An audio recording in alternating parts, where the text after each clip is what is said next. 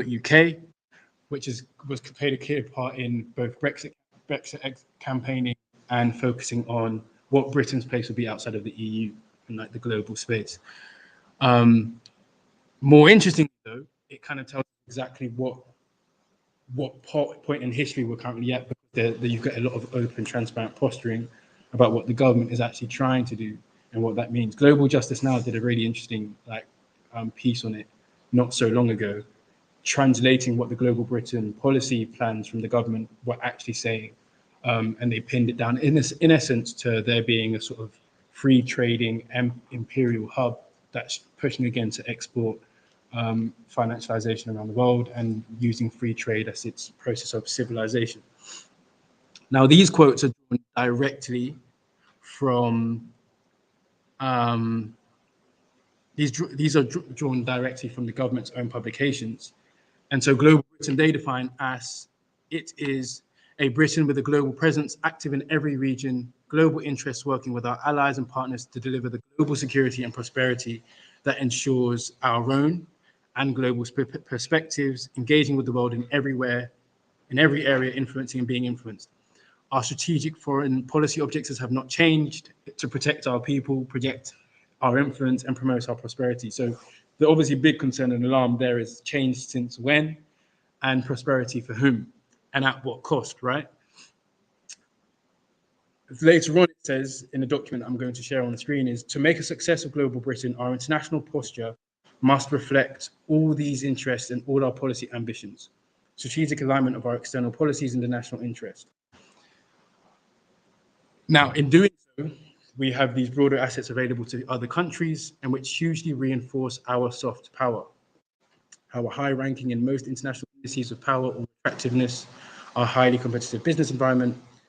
They talk about the BBC, and most importantly for us, I think in this space, is our cultural heritage, our language, our universities, and our record of achievement in science and innovation. So these are part of the institutions that clearly, the government actively weaponizes and uses as part of its infrastructure to get people in. Now, when we talk about the School of Oriental and African Studies, there's lots we've got to say about how these institutions kind of like call out to the world and say, look, come to us. And we can already start talking about what that means. There's then this article by Dominic Raab that was posted like 2 years ago. This is the British Foreign Secretary talking about Global Britain as a force for good. Now, in light of what's been happening in Colombia, Palestine, Yemen, on the continent from Ghana and Nigeria, really translating how they just translate good force, and then putting that perspective obviously kind of goes without saying. That Global Britain is an extension of this globalizing process that is centuries old of colonial and imperial history. So yeah, if anyone does have time, this document kind of is published online, and it gives away a lot about national security and how the government sees the next 5 years. And so when we think about like the imperial system, it's kind of, the question is kind of, how is it that we fit in what we're doing to a system that is like highly organized, global, and is thinking about the next 10, 20, 30 years. It's thinking about resources, it's thinking about scarcity and all things. So the first aspect of that we translate from our African perspective is what we call the Maangamizi, which is much like maybe you'd say the Nakba or the Shell, is an African Kiswahili term meaning the African Holocaust, or the continuum of the transatlantic trafficking of enslaved Africans, colonialism, and then neocolonialism. And so really, how are we still trapped in this same history that is, what is the essence of colonial violence? Kind of this dispossession of land, dispossession from language, dispossession from our own indigenous knowledge systems, and how we've been pulled away from them. And it was neocolonialism in particular is something that was coined by Kwame Nkrumah Sajifo from 1965, the neocolonialism, the last stage of imperialism. And he names that in most particularly as like the most dangerous aspect of the colonial history. He calls it the most dangerous and the most terrifying. And for people that know the freedom fighting hero that he was, for him to call out that terrifying aspect of, the violence of this system is kind of brings us to bear about, okay, what point in history are we in today? And so this Maangamizi, which we now know is escalating, we've seen the recent stuff about the increasing in the the removal of the Human Rights Act, you know, the ability to ship people back to remove their citizenship, and now like increasing funding in like terrorism abroad, are all parts of like the point in which neocolonialism is actually currently hanging on to what it has left of this public identity, or this sense of like a good Britishness. And one of the things that is actually, he keenly says, is that in order to halt in foreign interference in the affairs of developing countries, it is necessary to study, understand, expose, and actively combat it in whatever guise it might appear.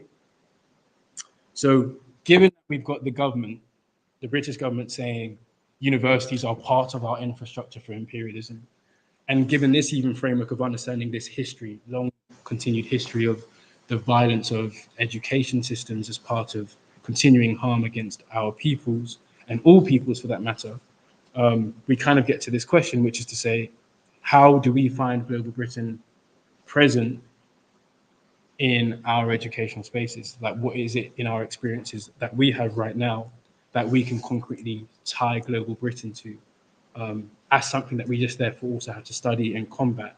And how can we as students be doing that? So that brief summary of looking at global Britain, which might have its own questions, as well as looking at like ways of thinking about a continued history of destruction. The first question for the roundtable really is, how does global Britain manifest in the British education system? Also including that, or a way to think about that, and what are the consequences of miseducation? And what is the evidence of this miseducation? So we'll use this time now for the group here to talk amongst yourselves, and maybe spend 5 minutes thinking about how we would describe. I'll come join you about like, global Britain as present here. So obviously we're in SOAS, so we're in a good place to be discussing it. And we'll take 5 to 10 minutes to think about global Britain here. I think it's interesting, like how we were talking about sort of like neocolonialism being the last stage of imperialism, and everything that we're seeing happen, like in terms of like what the government is doing as sort of like clinging on to like what it used to be.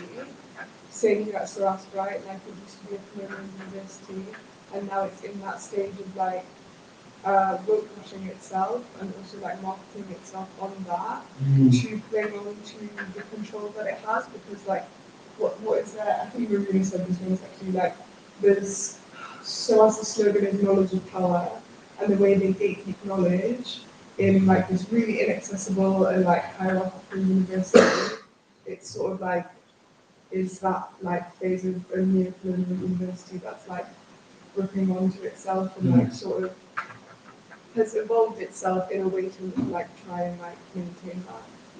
Yeah. Exists in several levels as well. It exists in the way that this is like a place to access education, to like have that education space, like have teachers who do study here, who do get degrees, that place to study, but also in the archives of the world. Exactly. Yeah. There's two things that you get. One of them, the opportunity to study. Is really not fast. Like also the very focus of which to do that, which don't even need an institution of those books. Yeah. You don't like just have books that they have behind, literally The behind. library, Yeah. And the library is not. It's not accessible. It's not the library of the library. You can't just look at the library.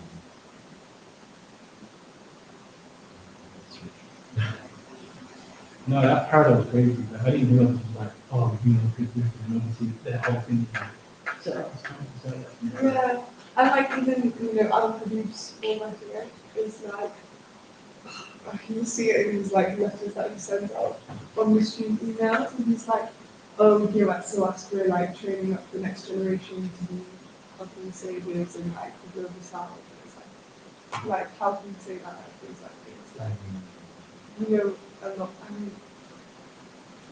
but then again, SOAS is a really run for like AIDS. Agency stuff, like really weird. Teaching people to that the philosophy of people can come here, study here, and then they will have an understanding of the Orient and Africa. they'll have, because they don't already often send this video to go to those places and okay. But still, sure, they don't see many things as like dressed in karate anymore, but it's still coming from London to run things. Yeah, Still yeah. nice. So I don't know much about the history of so but I know that in terms of that, the rules are going to be actively looking, put the names on rules of all these people that are like big admin spaces and who like ran whole regions and subcontinents and like that was like the branding. But like in present day, like 1780s, 1650s, like these benign soft power ways of kind of engaging with the world. I suppose there's also looking like what does it look like for you as student on a daily basis? Like when you pull up, like how would you say, like both the lessons that you do have or like around campus? I think in the classroom, like it really depends on who's like teaching, to be honest. Like there are definitely some tutorials where I'm like feel safe and like in a way that I'm like learning about like liberation in true sense and like not just being like force fed this like information that I'm meant to like possibly consume. But then again, like I know that's not the case for most people. Like, I don't know most, but like I just don't think it happens in the classroom. I see the worst thing quite horrible is when you're in class and you can just like hear this guy chatting absolute shit. When you look around you, you see everyone with their heads down right now. You can say, it's just like, oh my god, this is horrible. I also find that, and personally I find that quite like, it's a lot to try and to both take in. I kind of part, sometimes I think it's just trying to have, we need to be in these spaces and trying to, but also it's just a lot to take in. What am I supposed to be doing about what's this guy actually saying? How am I going to come back on that? Like, that's a lot of self-knowledge over everyone. So maybe it's a question of like being organized out in discussion spaces that you can go in. We can't be ready to do that. And then people talk about the fact that like African students like drop out of way higher level.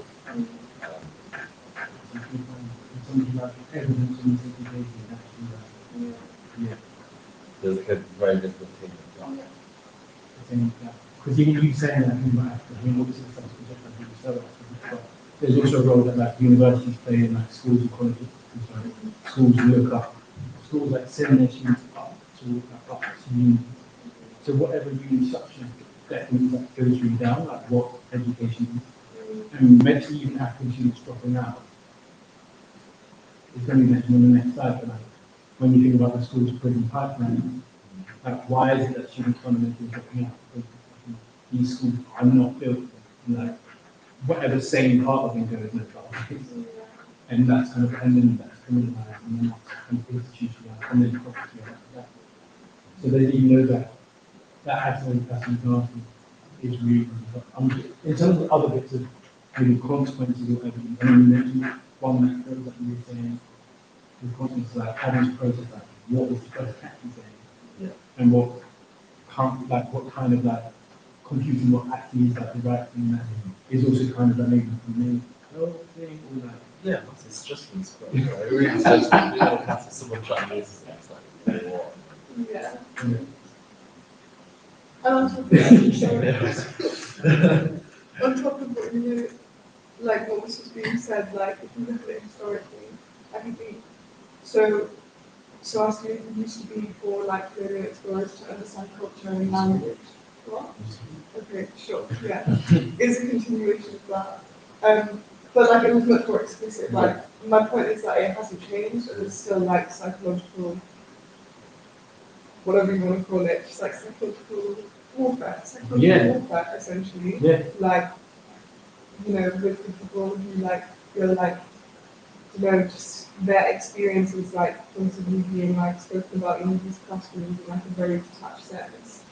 And then like, it's still kind of like, it's like very much psychological, but it's just manifested in a different way.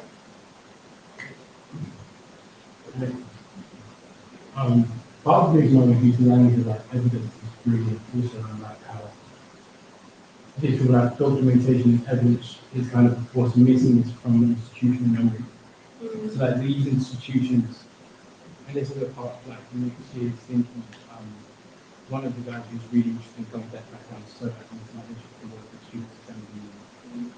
He ran like an inquiry against TOAX that really put decolonization on the map. I was in Professor Dutch. This was like over a decade ago.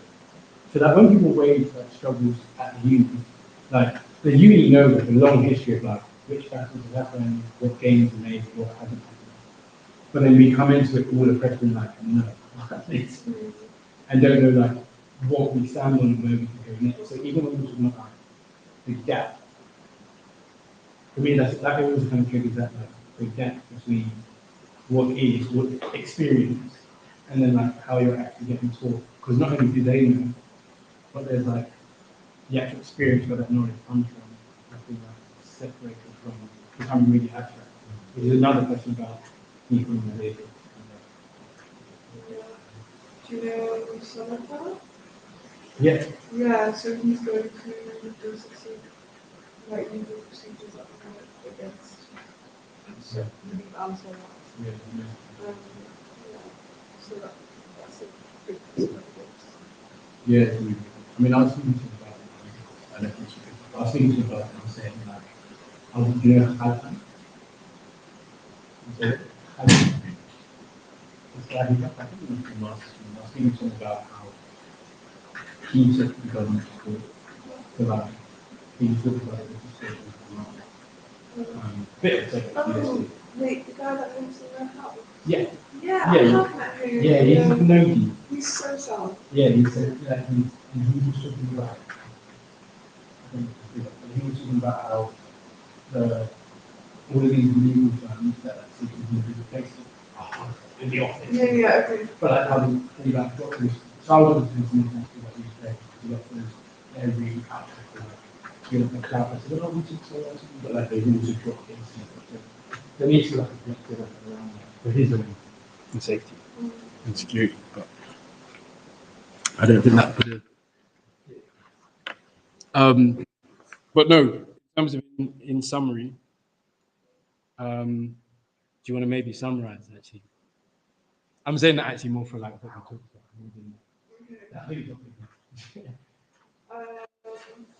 Because actually you would just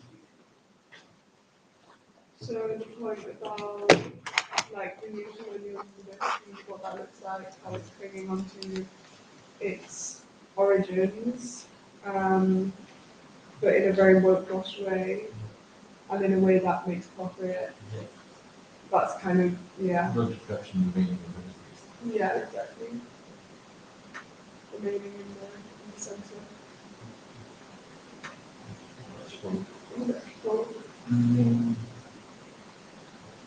And also the fact that, sorry, just as evidence for like the only country where you can, only place you can go where they have partnerships with for exchange is Japan. Oh my god, that fucks me up, you know. Yeah. Does. Yeah. There is no education, there's no exchange programs with anywhere. Yeah. Yeah. Yeah. Just Or another South imperial Asia. country. Exactly. But is there SOAS? Is there like a SOAS in Japan? No, it's not that they have partnerships. And there's loads of them. There's like 12 or something. Yeah.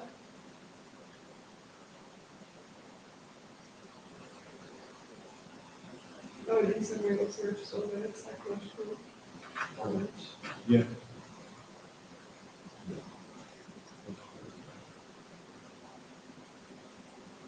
Now, all of these are super, because also that, yeah, comes with distracting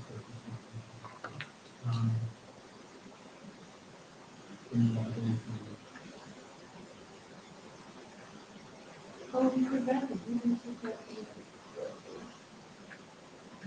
That's like an aspect of criminalism. Yeah. Because what's that like education and today? Yeah, exactly. Meant to be like, it's always like counter-terrorism bullshit. Anti-radicalization. Come on.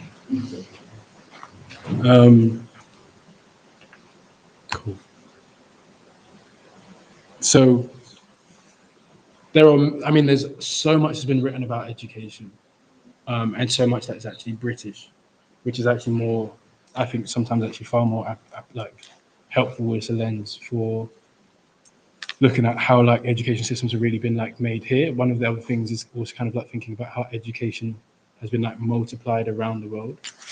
And like, so I still speak to family at home who are thinking about like the metropolitan education, or I mean, they still have it in abundance, right?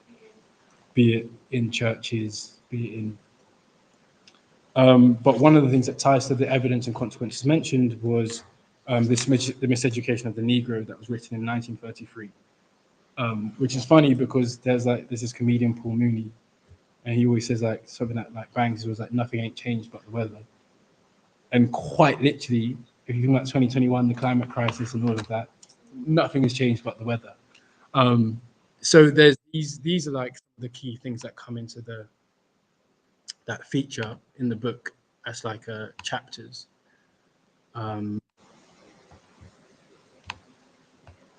The good Negro syndrome, or in essence, like when you come into these spaces, how you feel the need to be like, oh yes, ma'am, yeah, no sir.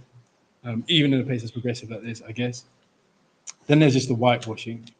So like not telling the right history, that sort of miseducation. And that's something that students obviously actively involved in contesting on a daily basis, and that's part of the headache.